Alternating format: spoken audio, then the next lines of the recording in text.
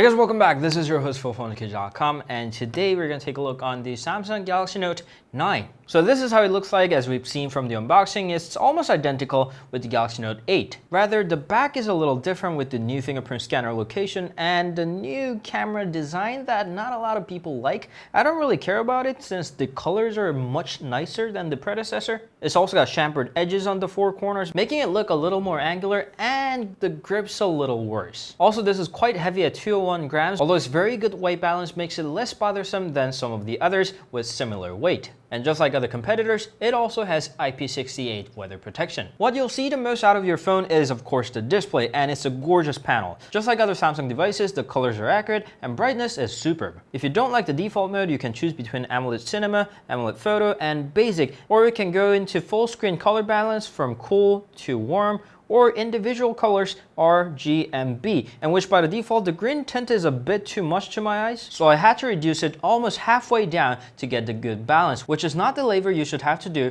when you get a $999 phone. And plus, along with the iPhones, Huawei's and ZTE's are also getting the Rgb sensors, getting you the natural matching white balance to the surroundings, and this one doesn't have that. Performance-wise, it comes in two different chipsets, Snapdragon 845 and Exynos 9810. This one is an Exynos model, and after killing all the apps, launching the app, closing that, launching another one, closing that, and switching quickly between them are really fast, and I didn't have any problem with the operations overall. It's also got improved thermal control, so the phone stayed relatively cool even after a long time of 3D gameplay. But you should know that the GPU performance on the Exynos model is far behind the Snapdragon 845. It's not gonna hit your gameplay hard, but something you should know nevertheless. Software-wise, just as always, it's got Samsung Experience version 9.5, and this one is almost perfect. The always-on display is more powerful than ever with high customizability. The menu systems are clean with appropriate suggestions on the bottom. The fingerprint scanner gestures work very well in two different steps. There's a dual messenger feature that allows you to use two different accounts for the apps that usually don't allow you to, like Facebook, Line, or KakaoTalk. There's Samsung Pay, Samsung Pass, and Samsung Cloud. It's got tons of features that are actually useful, except for this,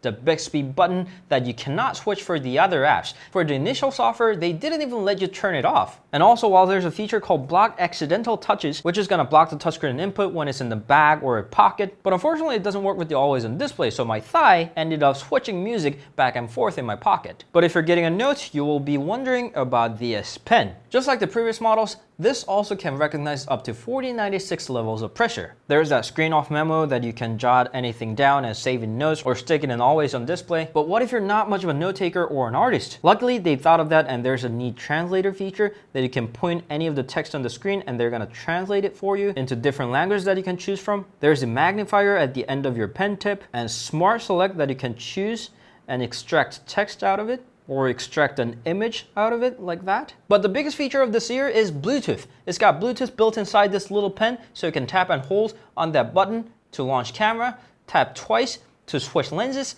and tap to take shutter. And it's not only camera, you can use it on gallery, media, Chrome, PowerPoint, and also on YouTube. You can press the button to pause the video and press it back again to resume it. It's not necessarily much of a revolution, but it surely is neat to always have mini remote controller that you can store inside your phone, especially when the battery is automatically charged. It never died on me, and even if it did, the basic pen features work anyway. Enough with the S Pen, let's move on to the camera that you can launch with double press of the power key. It's got the same configuration as the S9 Plus. There's a dual aperture main camera that switches from f1.7 to f2.4, and a telephoto lens that gets you 2x zoom, and they work great as always. They take great photos in any lighting conditions, whether that be bright or dark. The 2x zoom is not as sharp as the main lens, but it's very stable thanks to the OIS that's also in the telephoto lens, and there's a scene optimizer for automatic scene recognitions. But to be honest, this is not new at all. Huawei's got one, Xiaomi's got one, they had it for a long time, even LG's got one, although that one doesn't work that well.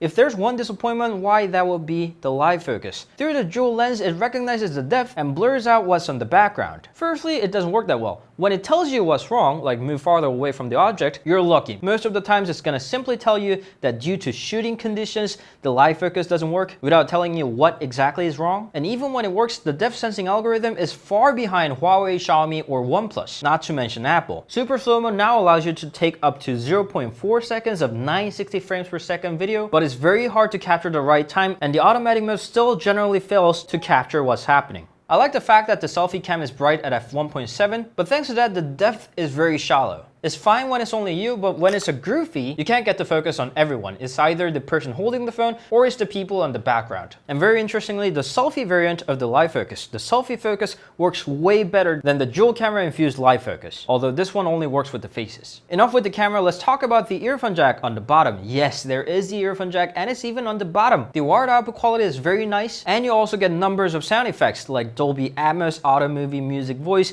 Equalizer, Normal, Presets, Custom, UHQ Upscaler, Q-Band Pro, Concert Hall, and Adapt Sound. Even better, they work globally across the phone on any of the apps. And it's not only the wired audio, stereo speakers are also very nice. Interestingly, it's not as good as the S9 Plus, but still one of the best speakers available on the market today.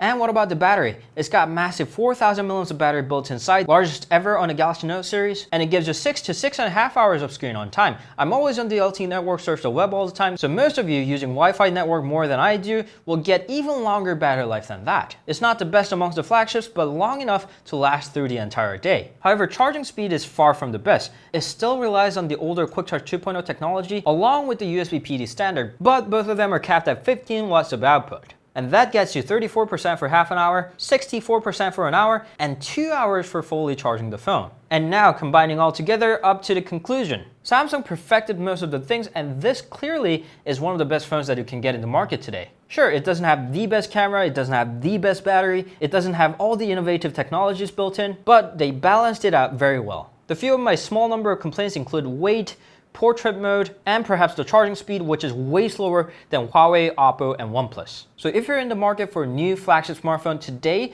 then this is going to be a very, very good option. But if you can wait for another year, I would strongly suggest you to, because there's a big rumor that the next phone, the S10 or the Note 10, is going to be way more revolutionary. This is not a cheap phone, it's retailing at $999.99. If you're spending that amount on the phone, might as well wait for something revolutionary. So that was the Samsung Galaxy Note 9, almost perfected for the current generation, but the next truly big thing might only be an year away. Thank you always for watching. If you have any questions, please leave them down in the comments. You can always meet us on Instagram, Facebook, Twitter, and Google+. We'll see you guys later. Ciao.